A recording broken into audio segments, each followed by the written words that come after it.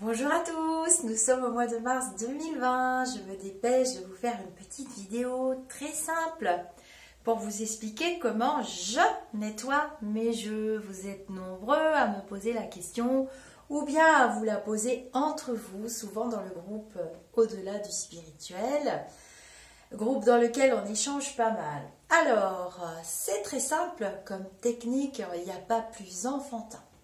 Vous savez que j'utilise beaucoup le gros sel. Alors, je vous ai ramené les ingrédients. Donc, le gros sel, tout simple. Hein. Moi, j'aime bien le gros sel gris. Bon, après, vous pouvez prendre le sel d'entrée de gamme. Hein, c'est pas gênant. Il fait un peu sombre. Pourtant, il fait encore jour. Mais voilà, il fait pas beau. Donc, c'est comme ça. Je vous ai ramené aussi un cristal. Alors, rien à voir avec les jeux. Pour nettoyer les jeux, soit vous prenez une boîte, je vous ai déjà expliqué dans d'autres vidéos que je récupère les boîtes de champignons, de fruits et légumes, blablabla, peu importe, c'est pas important pour le nettoyage des cartes, mais voilà, ça fait des récipients qu'on peut réutiliser. Alors en fait, vous pouvez aussi utiliser un sac plastique, tout simplement. Vous prenez vos jeux, donc vous voyez, ce sont des jeux que j'utilise beaucoup puisque je fais mes consultations avec les jeux. Et je vais déposer donc du gros sel, une couche de gros sel au fond de ma boîte. Ceci dit, c'est vrai que si vous preniez le sac plastique, vous utiliserez moins de gros sel. Donc c'est à vous de voir. Donc je dépose le gros sel au fond de ma boîte. Et je vais mettre mon jeu dedans, hein, entier. Bon, ce qui fait que le jeu sera sur la petite couche de gros sel. Et puis, je vais recouvrir de gros sel le jeu. Et je vais laisser toute la nuit comme ça, jusqu'au lendemain à peu près la même heure. Hein. Bon, c'est pas à 5 minutes près non plus. Et vous verrez quand vous allez récupérer votre jeu. Donc ensuite, je sors le jeu. Je jette le gros sel dans l'évier, je fais couler l'eau. Et puis je récupère mon jeu et je frotte mes cartes. Je vous ai déjà expliqué que je n'aimais pas battre mes jeux vigoureusement. Donc vous allez voir que votre jeu, vous allez le trouver très, très beau, très doux.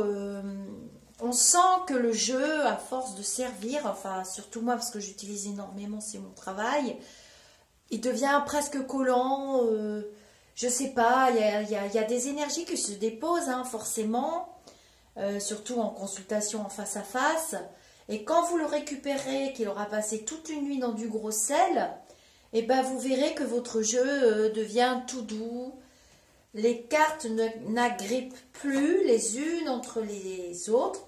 Alors c'est vrai que quand on utilise le sac plastique, ce qui est bien, c'est quand on met le gros sel dans le sac avec le jeu, eh bien, on peut malaxer le gros sel avec les cartes dans le sac plastique. Donc, à vous de voir ce que vous préférez. Donc, voilà, moi, j'utilise tout simplement le gros sel. Non, je ne mets pas mes jeux à la pleine lune. Après, vous faites comme vous voulez. Et concernant les cristaux de quartz, les bijoux, les bracelets, c'est pareil. Je les mets dans du gros sel. Et j'attends 24 heures.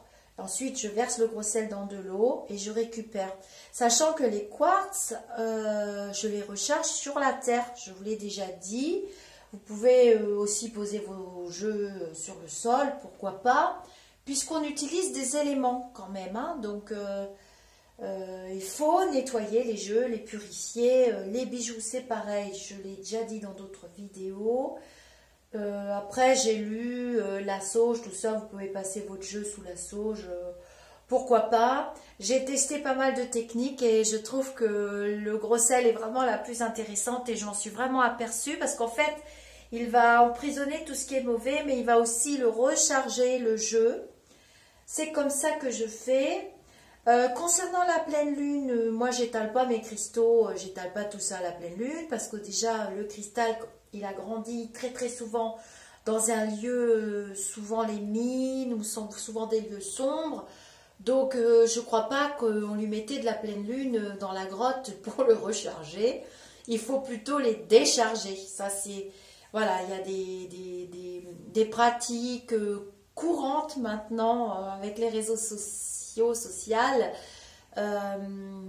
Oh, faut les recharger, les décharger, blablabla. Je crois qu'il faut surtout les nettoyer, les décharger.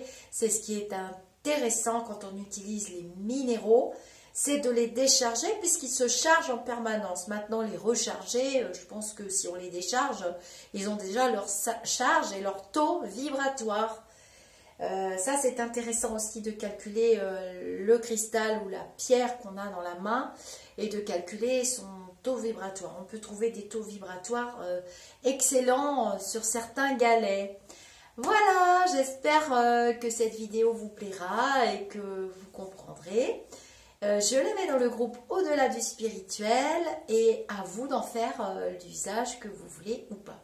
Je vous envoie plein de lumière. Je vous dis namasté et je vous dis à très vite pour d'autres petites vidéos.